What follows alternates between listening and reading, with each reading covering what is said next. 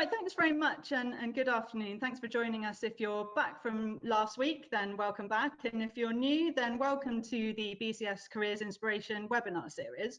The point of this series is to kind of introduce you to some people who've chosen to start their career in IT, have a chat with them, find out a bit about what they do in their job and what it's like, and help you see some of the different options out there. And I think, like I said last week, you know, we've got people who've gone to university and done degrees, we've got apprentices, internships, and all sorts. So as well as finding out about different jobs, you can find out about different choices for education and for training as well. So thanks very much to Josh for joining us today. Josh is an apprentice working in cybersecurity at BT.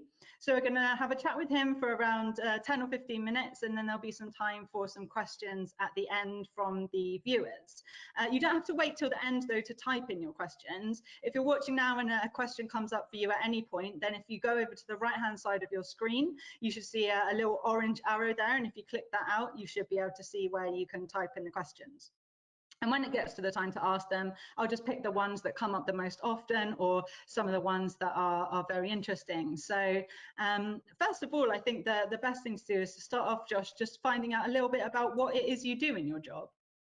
Yeah, so I work in security at BT, and I work specifically protecting BT. So that's my division, and that's where I work. And I specifically get the chance to rotate around Protect BT and get to experience different areas of the business and the divisions throughout our security. That's great. And with that in mind, can you tell us about, obviously the security is quite a private thing, but something that you're currently working on? So currently, obviously, I just want to mention a big thing that changed for me was moving to remote working. So I'm now working from home, like the majority of us, and that was a big change for me. And you know, now I'm working in the training team in our BC security division. So we deliver the certification training, we train people on the platforms we use, and we get to deliver and make sure that we reach the highest standards we can as a team and as a business unit. It's really good fun to make sure that we're supporting the business and supporting my colleagues in the way that we can to make sure that they're doing the best job they can. Yeah, absolutely. And you're working on an apprenticeship scheme at the moment. Can you tell us a little bit about how you got into, first of all, the apprenticeships, but also into cybersecurity in particular? Yeah, so my journey started at sixth form. I gave it a go for a year, and I wasn't getting on with it. It didn't work very well, so I decided to take a different route. And although that's not everybody's cup of tea, because it's not quite the straight line of learning that people think, I chose to go to Western College and do a BTEC instead. And by doing that, that's where it opened my eyes to cybersecurity, because before going there, I wanted to be a teacher and I wanted to stand in front of a classroom, get my degree, and do it that way. So I got into cybersecurity that way, and then over the course of the 2 years there, apprenticeships became quite prominent, and the opportunities there were becoming more and more available. And then I was looking around for apprenticeships in my local area, and BT was one that was hiring in my area, and I applied, and that's how I got to where I am today. That's great. And can you tell us a little bit about some of the most exciting things you do? Like, what makes you excited to go to work in the mornings? One of the big things about going to work for the BT security side of things is the fact that we're doing meaningful work from day one. The fact that I get to make an impact and do things that actually make a difference.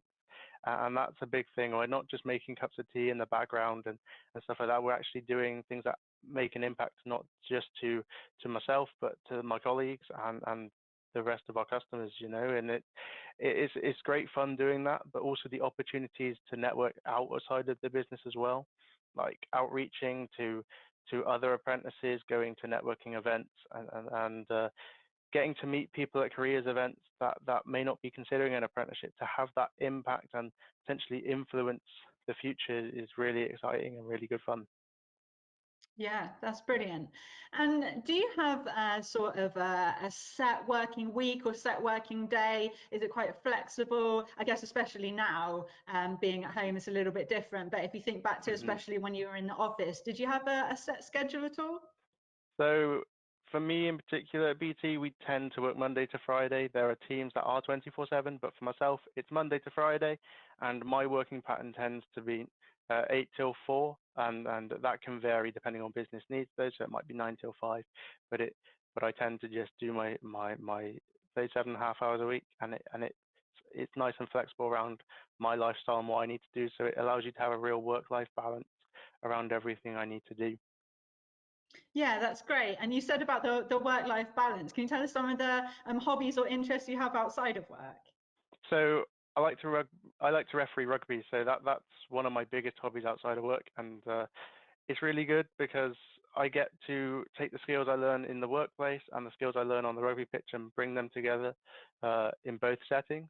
Because on a rugby pitch, you've got to communicate strongly with people and get your message across in a way that not just the players see, but the spectators understand as well. And then in the workplace, you've got to communicate with colleagues to kind of get the work you need done and to make sure you're developing in the right way too. So the two really interlink really well. Oh, that's brilliant. Thank you. And do you have any tips for people who might be interested in following a similar kind of path, whether that be focusing on the apprenticeship side or the cyber side? Yeah, so for anyone, whether it's an apprenticeship or going to uni and things like that, the biggest bit of advice I'd give is be willing to learn, ask questions, and take opportunities. Because by doing that, whether they're online with certain schemes like the NCSC, Cyber Discovery, or BT Skills for Tomorrow, you're able to really develop to your future and guide your future in the way that you want to. And if you do it that way, then you're going to hit where you want to go in your goals and your future. Yeah, absolutely. And what about you for careers advice? Was there anyone you took advice from or looked up to when you were learning? So when I was taking my route sixth form, there was a careers advisor for me, and then my lecturers at Western College really helped me along the way. And then it just came to a lot of conversations with my parents and my grandparents, and from there we really progressed from there. And it's not always about just taking your first option. It's about assessing all the options you have available, and whichever one's right for you, you take that one.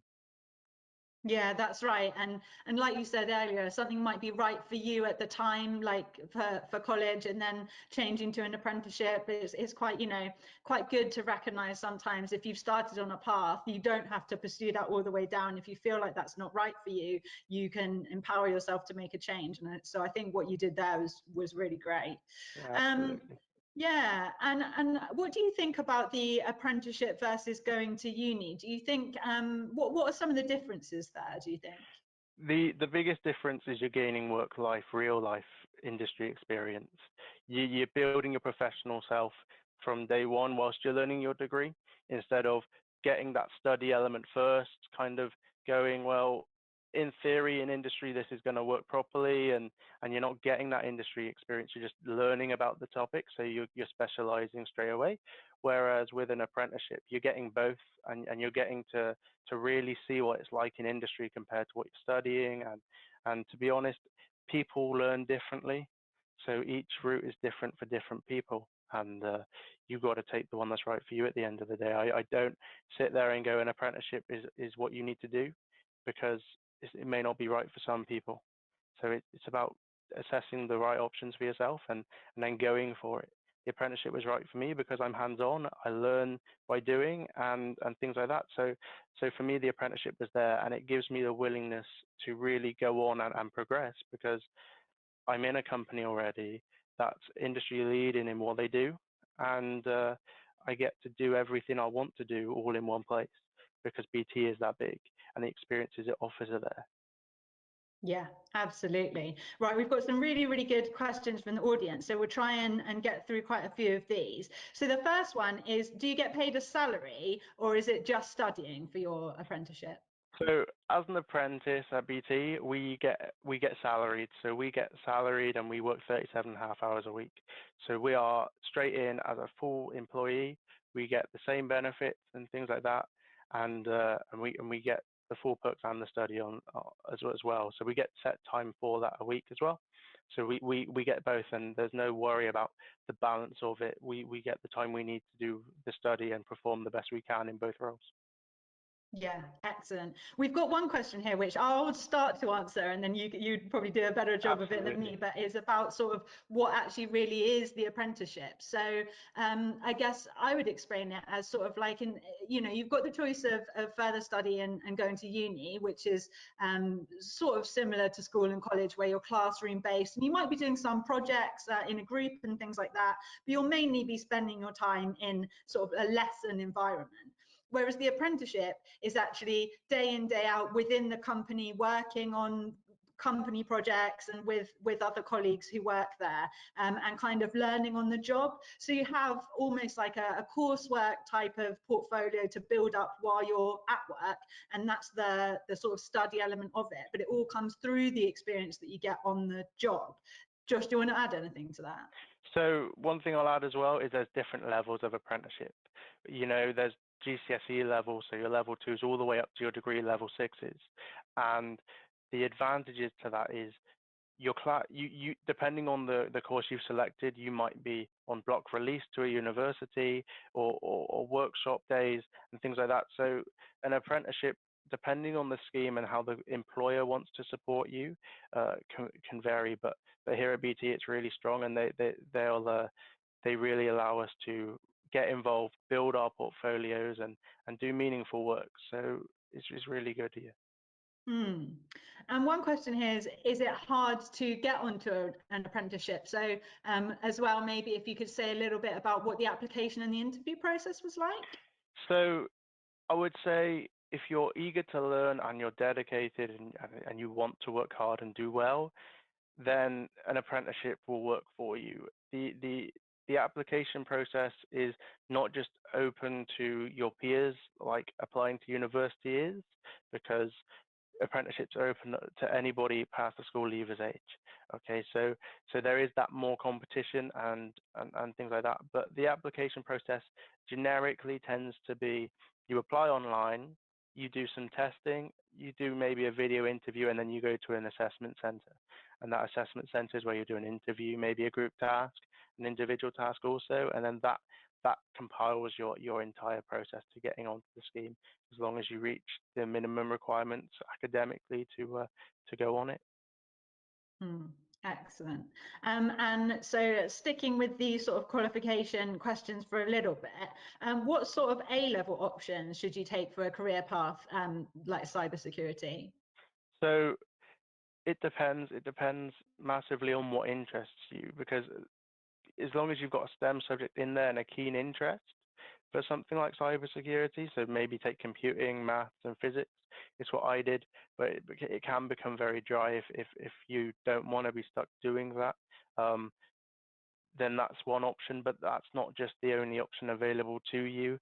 If you want the equivalent, a BTEC in computing or something along those lines is just as valuable to have, because they're both seen in the same light. They're equivalents.